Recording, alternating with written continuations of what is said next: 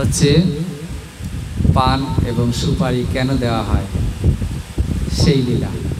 আগে দেওয়া হতো না, কিন্তু এই ভক্ত মনের বাঞ্ছা পূরণ করার জন্য, ভক্তের মনোবাঞ্ছা পূরণ করার জন্য জগন্নাথ দেব পান চেয়েছিলেন। কি উড়িষ্যায় 538 বছর আগে, আজ থেকে 538 বছর আগে, যখন মহারাজ প্রতাপরুদ্র রাজা, তখন বলরাম দাস বলে এক মহান ভক্ত, জগন্নাথ দেবের মহান ভক্ত বলরাম দাস, তিনি জগন্নাথপুরীতে অবস্থান করছেন এবং তিনি সব সময় জগন্নাথ দেবের আরতি দর্শন করেন, ভগবান জগন্নাথকে দর্শন করেন এবং মহাপ্রসাদ সেবা করেন। তো এই বলরাম দাস যখন দেখলেন যে যখন মূল মন্দিরের দরজা বন্ধ হয়ে যায়, মূল মন্দির কতক্ষণ খোলা থাকে? 24 ঘন্টা খোলা থাকে, তার মধ্যে 3 ঘন্টা দরজা বন্ধ থাকে, মাত্র 3 ঘন্টা। 24 ঘন্টা মধ্যে 3 ঘন্টা বাদ দিয়ে বাকি সব ঘন্টা জগন্নাথপুরীর দরজা খোলা থাকে।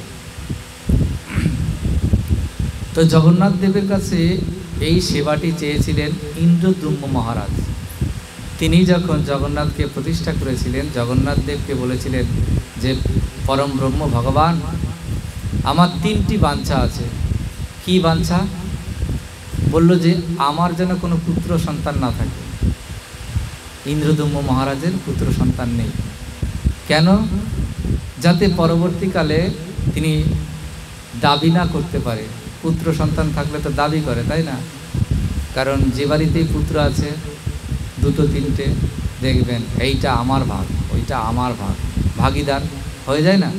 তাই ইন্দ্রদ্যুম্ন মহারাজ জগন্নাথের কাছে চেয়ে নিল আমার যেন কোনো পুত্র সন্তান না হয়, প্রথম। দ্বিতীয়ত চাইলেন যে আপনাকে সারা পৃথিবীর মানুষ দর্শন করতে আসবে, এটি যেন 24 ঘন্টা খোলা থাকে, তার মধ্যে 3 ঘন্টা শুধু আপনি ঘুমাবেন। কিন্তু জগন্নাথ দেব ঘুমায় না। ঘুমাবে কী করে? চোখের পলকই নেই, চোখের পলক নেই। তিনি জগতের নাথ, সমস্ত কর্ম তিনি খেয়াল রাখছেন, সারা জগতের নাথ তিনি হচ্ছেন জগন্নাথ। দ্বিতীয়, এটা গেল দ্বিতীয়। তৃতীয়ত ইন্দ্রদ্যুম্ন মহারাজ তিনি চেয়ে নিলেন সেবাটি যে প্রভু আপনার ভোগ নিবেদন হওয়ার পরে আপনাকে হাত ধুইয়ে দেওয়া হবে, কিন্তু হাত শুকাবার আগেই যেন আবার ভোগ লাগে, আপনি এই সেবাটি গ্রহণ করুন। বলছে তথাস্ত। 3টে কথাই ইন্দ্রদ্যুম্ন মহারাজের মেনে নিলেন, বললেন তথাস্ত। এইভাবে এখনো পর্যন্ত সেবা চলছে 56 প্রকারের ভোগ দিয়ে। তো তখন এই পান সুপারি ছিল না, কিন্তু প্রতাপরুদ্র মহারাজ তিনি তার শাসন ব্যবস্থা যখন ছিল, তখন এই বলরাম দাস তিনি দেখলেন দরজার ফটক যখন বন্ধ হয়ে যায়, দরজা যখন বন্ধ হয়ে যায় মূল মন্দিরের, রাত্রে দুটো ছেলে মূল দরজা দিয়ে বেরিয়ে আসে। বেরিয়ে এসে কোথায় যায়? বেরিয়ে এসে দক্ষিণ ভারত থেকে একজন পান বিক্রি করতে এসেছিল উড়িষ্যাতে। তিনি এক ছোট্ট কুঁড়ে ঘরের মধ্যে বসবাস করতেন, আর রাত্রেবেলায় সেই কুঁড়ে ঘরে যিনি বাস করেন তার নাম হচ্ছে প্রভু দাস, আর দর্শন করছে কে? বলরাম দাস। বলরাম দাস দেখছেন দুটো করে ছেলে বাইরে বেরিয়ে আসে, এবং অত্যন্ত সুন্দর দুটো ছেলে, দেখতে অপূর্ব। তারা খুব সুন্দর করে, বাচ্চা ছেলে সাজালে ভালো লাগে না, তো সেই রকম চাদর টাদর পরে খুব সুন্দর করে সেজে বেরিয়ে আসে। আর ওই বলরাম দাস তিনি চিন্তা করেন কোথায় যায়। তিনি লক্ষ্য করতে করতে দেখলেন এই প্রভু দাসের বাড়িতে প্রত্যেক দিন আসে। প্রত্যেক দিন আসে প্রভু দাস, কী করে? দুজনকে দুটো করে পান দেয়। প্রভুদাসের ইচ্ছা ছিল যে আমি যদি জগন্নাথ বলরামকে যদি আমি পান সেবাটি দিতে পারতাম, আমার খুব ইচ্ছা, ভালো হতো। কিন্তু যখন দুটো ছেলে আসে পান নিতে বাড়িতে কুড়ো ঘরের মধ্যে, তখন ওই দুটো ছেলেকে দেখে প্রভুদাস চোখ ফেরাতে পারে না এবং দেখতে দেখতে দেখতে দেখতে পান সাজায়, পান দেয়, তারা চিবাতে চিবাতে আবার বেরিয়ে যায়, ছোট্ট কুটির থেকে আবার বেরিয়ে যায়। এরকম করে বহুদিন তারা পান সেবা করে, কিন্তু জিজ্ঞাসা করে না যে তোমরা কে, কোথা থেকে আসছো, কি জিজ্ঞাসা করবে? ওদের অপূর্ব রূপ দর্শন করে তিনি অভিভূত হয়ে গেছেন যে না আসলে আর ভালো লাগে না, ভগবানের রূপ কেমন হয়, অপূর্ব অপূর্ব দেখতে। তো যখন আসেন দেখে আর পয়সা চাইতে ইচ্ছে করে না, মনে আর চায় না যে পয়সাটি চায়। কিন্তু এই বলরাম দাস তিনি খেয়াল করেন, তিনি লক্ষ্য রাখেন যে প্রত্যেক দিন আসে, এই প্রভুদাসকে তো একদিন বলতে হবে। তিনি অর্থাৎ বলরাম দাস প্রভুদাসের বাড়িতে এলেন, এসে বলছে, প্রভুদাস তুমি তো প্রত্যেক দিন পান সেবা করাও, ওই দুটো ছেলেকে আমি দেখেছি, কিন্তু তুমি কোনো কথা জিজ্ঞাসা করো না কেন? বলছে, আমি কোনো কথা জিজ্ঞাসা করতে পারি না, কারণ এত সুন্দর আমি আর পৃথিবীতে দ্বিতীয় কাউকে দেখিনি। তাই আমার পান দিতে গিয়ে ওদের স্মরণ করতে করতেই আমার সময় চলে যায়, যেন আর একটু থাকলে ভালো হয়। যেই পানটি দিই ওরা চিবাতে চিবাতে চলে যায়, আমি কখন জিজ্ঞাসা করব? বলছে, তুমি যে এইভাবে পান দিচ্ছ, ব্যবসা করছো, তাহলে তোমার ব্যবসায় ক্ষতি হবে না? তুমি পানের পয়সা চাইবে তো ওই দুটো ছেলের কাছ থেকে? তো প্রভুদাস দেখলো ঠিকই বলেছে, আজ আসুক, আমি আজকে পয়সা চাই। যথারীতি ওই দুটি ছেলে রাত্রিবেলায় আবার এসেছেন, বলরাম দাস দেখেছেন, আবার এসেছে। আসার পর ঘরে ঢুকেছে, ঢুকে পান সেবা করেছে। আর এই প্রভুদাস তখন জিজ্ঞাসা করেছে যে তোমরা প্রত্যেক দিন আমার কাছে পান সেবা করো, আর আমিও পয়সা চাই না, আর তোমরাও পয়সা দাও না, তা আজ কিন্তু পয়সা দিতে হবে, তোমরা আজকে যেতে পারবে না পয়সা না দিয়ে। তখন ওই দুটো বাচ্চা ছেলে বলছে, আচ্ছা আপনি আজকের মতন ছেড়ে দিন, আমি না, আমরা কালকে পয়সা নিয়ে আসবো, কারণ আজকে তো জানি না আপনি পয়সা চাইবেন, তার জন্য আনিনি, তো আজকে যেহেতু চেয়েছেন কালকে পয়সা নিয়ে আসবো।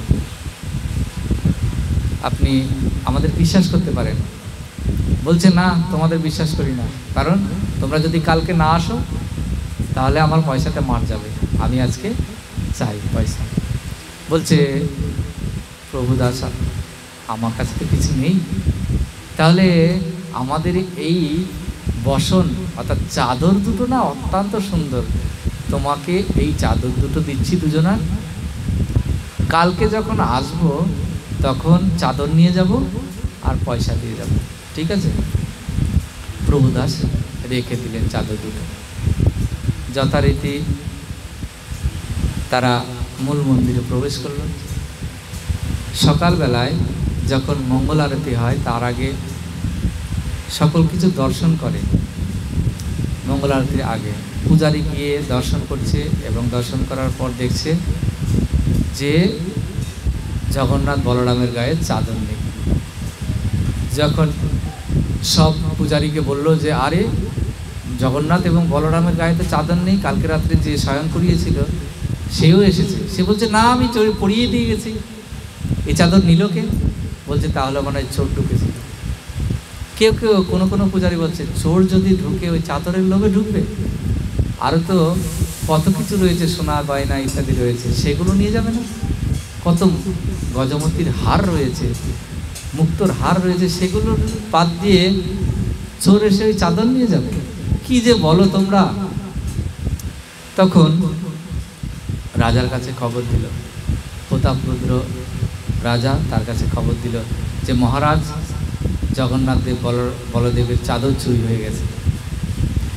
যথারীতি চাদর চুরি হয়ে গেছে এই কথা উড়িষ্যায় ছড়িয়ে পড়ল।